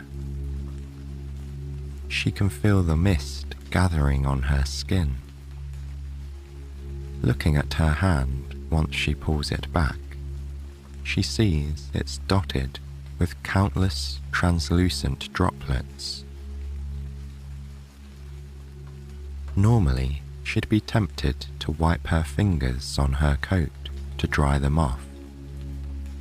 But instead, she brings her hands together, inviting the moisture into her skin, as though she's applying lotion.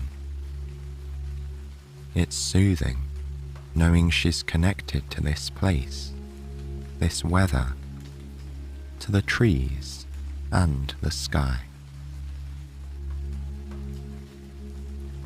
Lily lets her gaze fall on the space where she knows her neighbour's house should be. She can see the edge of his drive, but the house is hidden behind a white and grey mass of fog.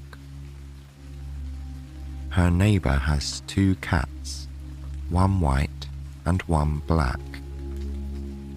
Lily hopes they're snuggled up together in their favourite window seat, dreaming of warm summer sunshine and catnip.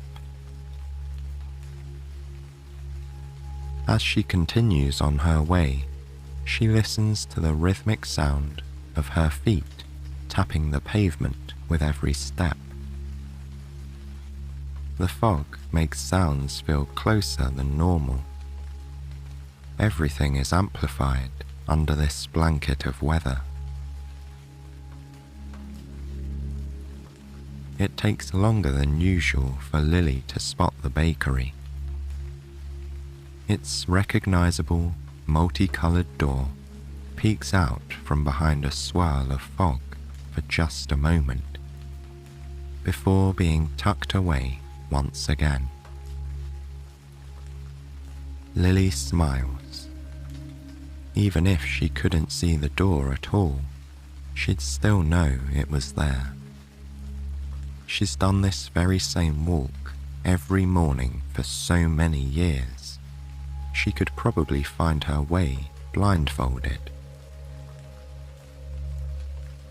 But still, it's a comfort to see it, and to know she'll soon be stepping inside, surrounded by the familiar aromas of coffee beans, sugar, and flour, and plugging in the twinkling fairy lights that will bring her little shop to life. She pulls out her set of keys and inserts the right one into the lock. Heading inside, she wipes her feet on a mat and then switches on the overhead lights. Then she takes off her coat and hangs it up, leaving the bulbs in the pocket.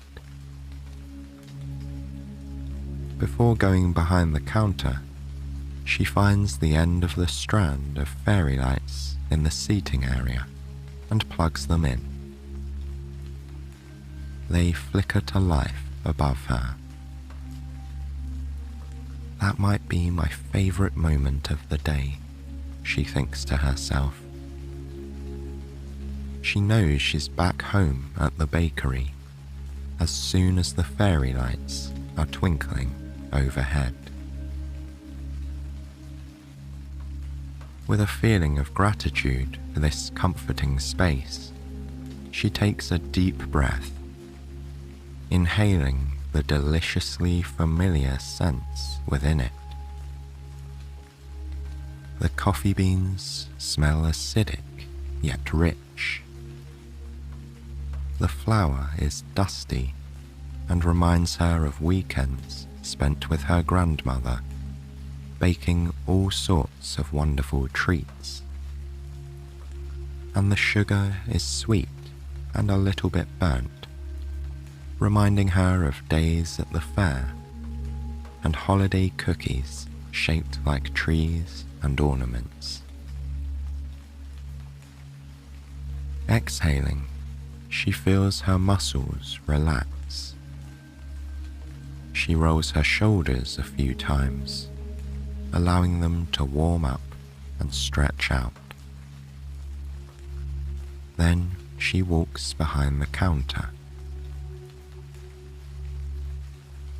Before she left the bakery yesterday, she set aside a recipe for one of her favorite cold weather treats to make: fudge. Looking at the worn, handwritten page, smeared with cocoa powder fingerprints and torn at one corner, is enough to bring the rich chocolate taste to mind.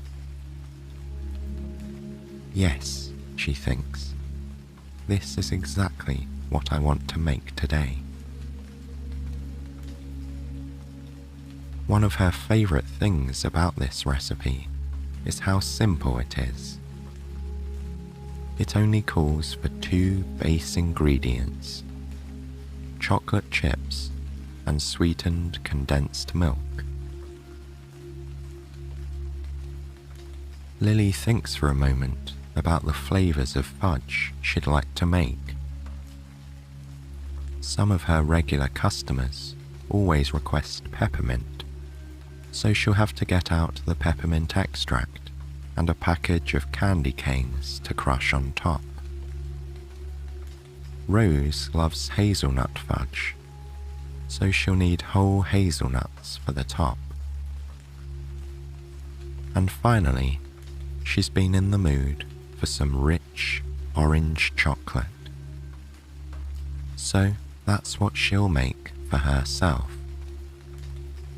She even has some leftover candied orange peel that she can use to give it an extra kick.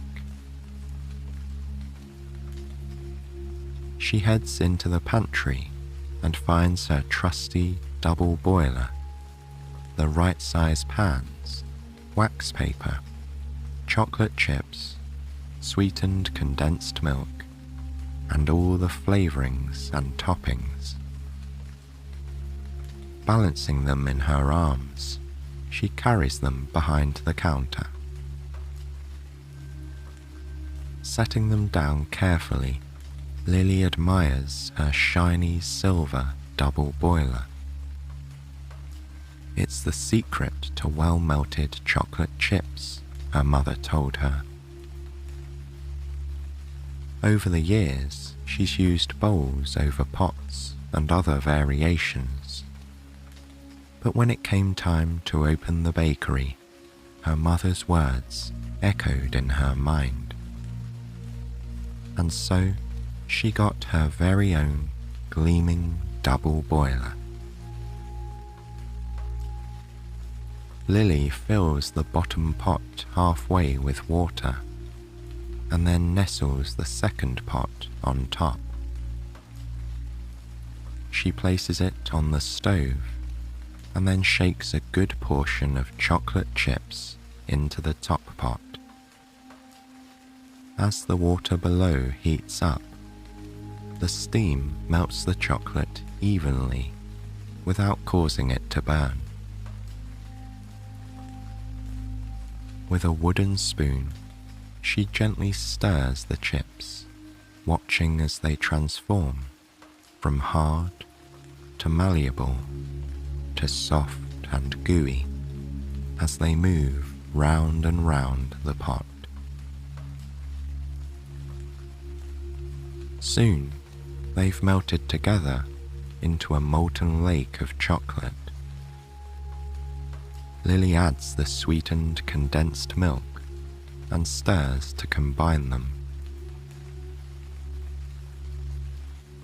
She'll make the peppermint fudge first, So once she removes the boiler from the heat, she adds a spoonful of extract and stirs again. The sharp, cooling scent of peppermint fills her nose, opening her senses and making her think of cold winter days full of ice and snow. Before it has a chance to cool too much, she pours the chocolate mix into a pan lined with wax paper. Ribbons of fudgy liquid cascade into the metal holder, filling every corner like lava running through a rocky channel. Lily uses the wooden spoon to scrape the sides of the pot, making sure every bit of fudge is accounted for. Then she gently lifts the pan and taps it on the counter, helping the liquid fill any remaining gaps and evening out the top. Now, it's time to add the topping. From a nearby drawer, she retrieves a heavy rolling pin. One by one, she unwraps several red and white candy canes, peeling back the plastic in strips. Her fingertips get ever so slightly sticky as they touch the sugary sweets.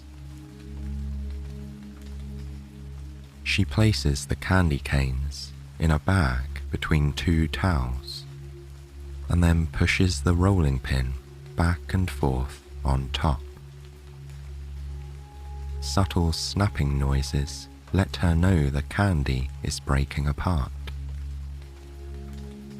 Once it's crushed into tiny pieces, she gathers some in her palm and sprinkles it over the cooling fudge. The larger chunks of candy will give the fudge a nice, crunchy texture, while the smaller ones will lend an extra bit of peppermint essence. Lily carries the fudge over to the cooling racks, where it will wait until it's ready to be sliced and served. In the meantime, she'll wash up the pot and prepare the next two batches. Before she begins the next batch, she zests a whole orange. She'll use the little flecks of peel to give the fudge a brighter, citrusy flavour in combination with orange oil. Once she has the chocolate chips melted and stirred together with the milk, she adds the zest and oil. In the pan, this melted fudge glistens in the light. The oil lends it a silkier texture. Lily can picture the way it will melt in her mouth when she takes the first bite. She places curls of candied orange peel across the top of the fudge, gently pressing them down so they'll cool in place. Then she pops one piece in her mouth, delighting in the sharp citrus flavour, muted by the thick, sweet coating. Finally, it's time to make the hazelnut fudge. Just as she's about to put the water on the stove, Rose appears on the other side of the counter. "It sure is foggy out there," she says to Lily. Rose tells her she got turned around this morning leaving her house and thought for a while that she'd gone the wrong way. The fog was so thick she could barely see her hands in front of her. But then, in the distance, she saw the twinkling lights in the bakery windows. They were like little guiding stars, ushering her through the gloom to her home away from home. Lily smiles broadly as Rose recounts her tale, and she's particularly excited to let Rose know that there will be hazelnut fudge coming her way later on. "Oh, that's my favourite," Rose says, clapping her mittened hands together softly. Lily pours a cup of coffee and hands it to Rose, who carries it over to a comfy seat by the window. Returning to the stove, Lily sets up the double boiler and combines the chocolate and milk just like before. Then she removes the mixture from the heat, adds hazelnut flavouring and some crushed hazelnut pieces, and pours it into the lined pan. To finish it off, she carefully places whole hazelnuts in neat rows across the top of the fudge. Every piece will have one, adding crunch and depth of flavour. Glancing over at Rose, she sees the other woman smiling as she catches a whiff of the hazelnut fudge. The rich scent permeates the air, mingling with the orange and peppermint, the perfect medley for a chilly day. While she waits for the fudge to cool, Lily decides she'll use the time to get the bulbs in the ground. Besides, it's a slow day, and I'll be able to see anyone coming in, she thinks. She walks over to Rose and lightly rests a hand on her shoulder. "I'll be outside if you need anything," she says. To her surprise, Rose offers to help. How lovely to have company out in the garden, Lily thinks. While she feels completely at ease spending time alone with her plants, she always enjoys time spent with good friends. And after so many years, Rose is most definitely a good friend. Together, Lily and Rose head to the door, slipping on their coats and scarves on the way out. When they reach the small garden, Lily pulls the bag of flower bulbs out of her pocket.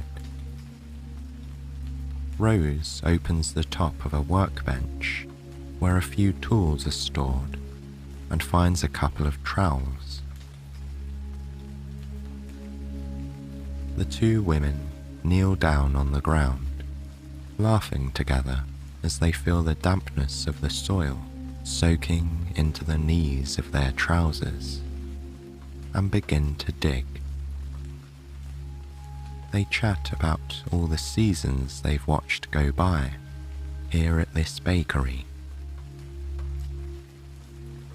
There was the time Max from the hardware store accidentally ordered 12 dozen cupcakes instead of 2 dozen for his daughter's birthday party. They were practically begging people to take cupcakes with them for a couple of days. And the one summer when a storm came in and washed out a few roads, stranding visitors in town.